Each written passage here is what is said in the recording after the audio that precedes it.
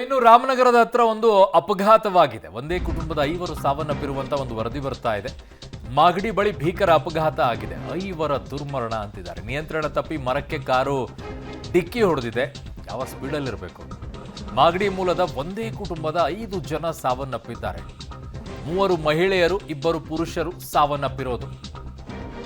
ಮಾಗಡಿ ತಾಲೂಕಿನ ಭದ್ರಾಪುರ ಸಮೀಪ ಈ ಅಪಘಾತ ಸಂಭವಿಸಿದೆ ಎನ್ನುವಂತ ವರದಿ ಬರ್ತಾ ಇದೆ. ಮಾಗಡಿ ಬಳಿ ಭೀಕರ ಅಪಘಾತಿಯಾಗಿ ಒಂದೇ ಕುಟುಂಬದ 5 ಸಾವನ್ನಪ್ಪಿರುವುದು. 3 ಮಹಿಳೆಯರು 2 ಪುರುಷರು ಇದರಲ್ಲಿ ಇದ್ರು ಅಂತ ನಿಯಂತ್ರಣ ತಪ್ಪಿ ಮರಕ್ಕೆ ಕಾರು ಡಿಕ್ಕಿ ಹೊಡೆದಿದೆ.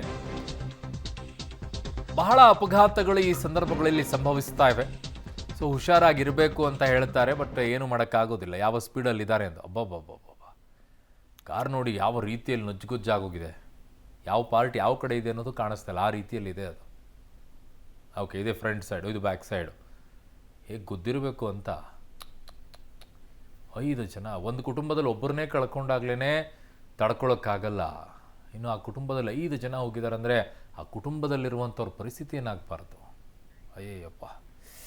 ನನ್ನ ಸಹೋದ್ಯೋಗಿ ವಿನಯ್ ಈಗ ನನ್ನ ಸಂಪರ್ಕಕ್ಕೆ ಸಿಗ್ತಾ ಇದ್ದಾರೆ ರಾಮನಗರದಿಂದ. ವಿನಯ್, ಯಾವ ಭಾಗದಲ್ಲಿದೆ ಆ್ಯಕ್ಚುಲಿ ಆಗಿರುವಂಥದ್ದು ಮತ್ತು ಅಪಘಾತಕ್ಕೆ ಕಾರಣ ಏನಿದೆ?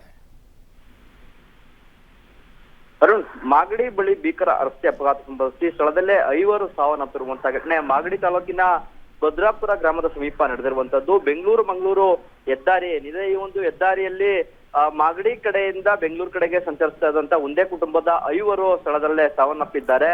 ಮಾರುತಿ ಎರ್ಟಿಗಾ ಕಾರ್ನಲ್ಲಿ 5 ಕೂಡ ಬೆಂಗಳೂರು ಕಡೆಗೆ ಹೋಗ್ತಾ ಇದ್ರು. ಕಾರು ವೇಗವಾಗಿ ಹೋಗ್ತಾ ಇದ್ದಂತ ಹಿನ್ನೆಲೆಯಲ್ಲಿ ನಿಯಂತ್ರಣ ಕಳೆದುಕೊಂಡು ರಸ್ತೆ ಪಕ್ಕದ ಮರಕ್ಕೆ ಡಿಕ್ಕಿ ಹೊಡೆದಿರುವಂತದ್ದು. ಡಿಕ್ಕಿ ರಭಸಕ್ಕೆ ಕಾರಿನಲ್ಲಿದ್ದ 5 ಕೂಡ ದುರ್ಮರಣವನ್ನ ಹೊಂದಿದ್ದಾರೆ. 3 ಮಹಿಳೆಯರು ಹಾಗೂ 2 ಪುರುಷರು ಕೂಡ ಮೃತಪಟ್ಟಿರುವಂತದ್ದು. ಸ್ಥಳಕ್ಕೆ ಕುದೂರು ಪೊಲೀಸರು ಭೇಟಿ ನೀಡಿ ಮೃತದೇಹಗಳನ್ನ ಹೊರತೆಗೆದು ಮರಣೋತ್ತರ ಪರೀಕ್ಷೆಗಾಗಿ ಮಾಗಡಿ ತಾಲೂಕು ಆಸ್ಪತ್ರೆಗೆ ರವಾನೆಯನ್ನು ಕೂಡ ಮಾಡಿರುವಂತದ್ದು. ಇನ್ನು ಅಪಘಾತದ ಸ್ಥಳದಲ್ಲಿ ಎಲ್ಲವನ್ನು ಕೂಡ ಪರಿಶೀಲನೆಯನ್ನ ಮಾಡಿ ಪ್ರಕರಣವನ್ನ ದಾಖಲಿಸಿಕೊಂಡಿದ್ದಾರೆ. ಅಂದ್ರೆ ಅತಿ ವೇಗದಿಂದಲೇ ಈ ಅಪಘಾತ ಸಂಭವಿಸಿದೆ ಅಂತ ಹೇಳಲಾಗ್ತಾ ಇರುವಂತದ್ದು. ಯಾಕಂದ್ರೆ ಮರಕ್ಕೆ ಡಿಕ್ಕಿ ಹೊಡೆದಿರುವಂತ ರಭಸಕ್ಕೆ ಸಂಪೂರ್ಣವಾಗಿ ಕಾರು ಜಖಂಗೊಂಡಿರುವಂತದ್ದು. ಕಾರು ಜಖಂಗೊಂಡಂತ ಹಿನ್ನೆಲೆಯಲ್ಲಿ ಸಂಪೂರ್ಣವಾಗಿ ಒಳಗಿದ್ದಂತವರು ರಕ್ತಸಿಕ್ತವಾಗಿ ಬಿದ್ದಿದ್ದಂತ ದೃಶ್ಯಗಳು ಕೂಡ ಇದೀಗ ಲಭ್ಯವಾಗಿದೆ. ಹಾಗಾಗಿ ಅಂದ್ರೆ ಅತಿ ವೇಗದಿಂದಲೇ ಅಪಘಾತ ಸಂಭವಿಸಿದೆ ಅಂತ ಹೇಳಲಾಗ್ತಾ ಇರುವಂತದ್ದು. ಅರುಣ್. ಓಕೆ ವಿನಯ್, ನಿಮ್ಮೆಲ್ಲ ಮಾಹಿತಿಗೆ ಧನ್ಯವಾದಗಳು. ಅಪಘಾತದ ವರದಿಗಳು ಬಂದಾಗ ಒಂದು ಕ್ಷಣ ಕರಳು ಹಿಂಡಿದಂಗೆ ಆಗ್ಬಿಡುತ್ತೆ. ಕಾರಣ ಕುಟುಂಬಗಳ ಪರಿಸ್ಥಿತಿ ಹೇಗಿರುತ್ತೆ, ಅದನ್ನು ಕುಟುಂಬಗಳು ಹೇಗೆ ನಿಭಾಯಿಸ್ಕೊಳ್ತವೆ ಅಂಥೇಳಿ. ಮಕ್ಕಳನ್ನು ಮನೇಲಿ ಬಿಟ್ಬಿಟ್ಟು ತಂದೆ ತಾಯಿಗಳು ಅಥವಾ ಅವ್ರ ಕುಟುಂಬಸ್ಥರೆಲ್ಲರೂ ಆಚೆ ಹೋಗ್ಬಿಟ್ಟಿದ್ರೆ, ಮನೇಲಿ ಮಕ್ಕಳು ಮಾತ್ರ ಇದ್ದರೆ ಅವ್ರು ಇಂಥವೆಲ್ಲ ಸುದ್ದಿ ಕೇಳಿದ್ರೆ ಮಕ್ಕಳ ಪರಿಸ್ಥಿತಿ ಏನಾಗ್ಬಿಡುತ್ತೆ. ಆ ಮಕ್ಕಳನ್ನ ನೋಡ್ಕೊಳ್ಳೋರು ಯಾರು? ಭಾಳ ರೀ. ಒಂದೊಂದು ಕುಟುಂಬಗಳಲ್ಲಂತೂ ಅಪಘಾತಗಳು ಬೀದಿಗೆ ತಂದು ನಿಲ್ಲಿಸ್ಬಿಡುತ್ತೆ. ಆ ರೀತಿಯಲ್ಲಿರುತ್ತೆ. ಬಟ್ ಇಲ್ಲಿ ಈ ಭಾಗದಲ್ಲಿ ಸರ್ವೇ ಸಾಮಾನ್ಯ ಅಂತಾರೆ ಅಪಘಾತಗಳು. ಮುಂಚೆ ಇನ್ನೂ ತುಂಬ ಹೆಚ್ಚಿನ ರೀತಿಯಲ್ಲಿತ್ತು, ಈಗ ಸ್ವಲ್ಪ ಕಡಿಮೆ ಆಗಿದೆ ಅಂತಿದ್ದಾರೆ.